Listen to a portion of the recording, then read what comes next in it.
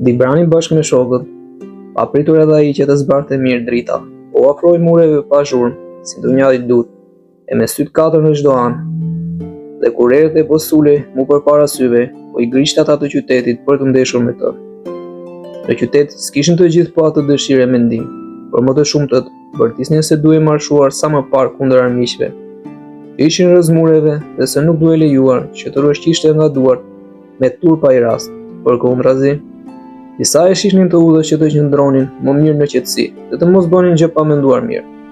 Dhe kështu, për këtë çështje u shfaqen mendime të ndryshme, sipas guximit më të madh që i rëmbente disa dhe besimit të tepruar që i shtynte, duke i shikuar punën në sipërfaqe dhe jo në thelbin e tyre, por edhe këshillat shpëtimtare për buzën, edhe çdo rast duket se të shpëton përgjithmonë nga duart, po to jetë si çështje për të kthyer shtyen sado pak në bazë të arsyes për më vonë.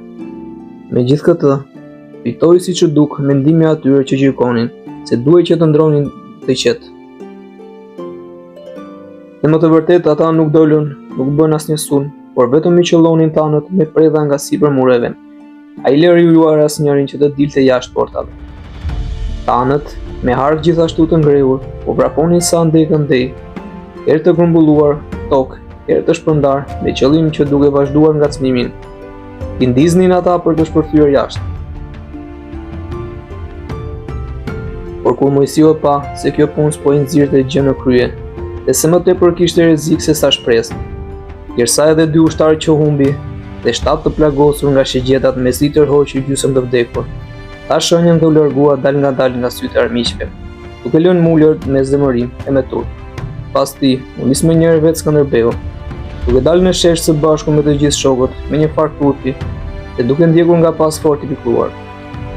Kështu, të gjithë këta u kthyen në kamp, qull nga shirat e natës, dhe me ushtrinë që po shfrinte, duke u bërë qesharak përpara armikut, dhe duke kënaqur ato për atë ditë. Por Skënderbeu nuk e duroi dot më gjatë këtë turp, me shpirtin e vet të prirur për sulm të vërtet dhe për ta provuar fatin sheshit. Të nesërmen, në orën e 4 të ditës pasi ëngrën mirë, dhe u caktuan radhat e detyrës për secilin.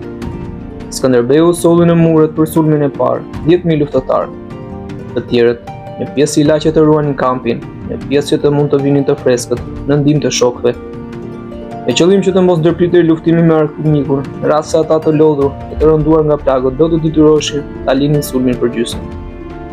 I pari ja filloi Mojsiu me një grush djelmoshash të armatosur lehtë, dhe për një farë kohe, por përpiqej pa dredhur pikën e gjakut, dilte në anën të shkallëve me shpresë jo të kodh se do ta shtinte qytetin në dorë.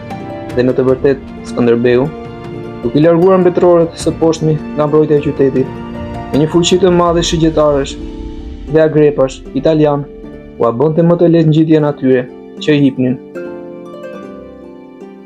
Kështu që shumë prej tyre, pasi dilnin në majtë të shkallëve, kapeshin e mbaheshin vetëm tek muret dhe luftonin me po ato zjarr kundër mbetërorëve për zotrimin e qytetit. Gjithashtu ata të qytetit nuk i linin të qetë edhe për drejtorët, të cilët thamë se ishin vendosur nga ana tjetër për rënimin e forcave. Dhe me të vërtetë, sado që goditjet e tyre nuk i besonte ndonjë rënim i madh. Prapse prapi muret haeshin pa pushim dhe rojet paksoheshin e ralloheshin pak nga pak ndër sytë të luftonjës. E të njëjtat goditje të pandërpera të predhave, filloheshin të dërmoheshin edhe muret edhe luftëtarët.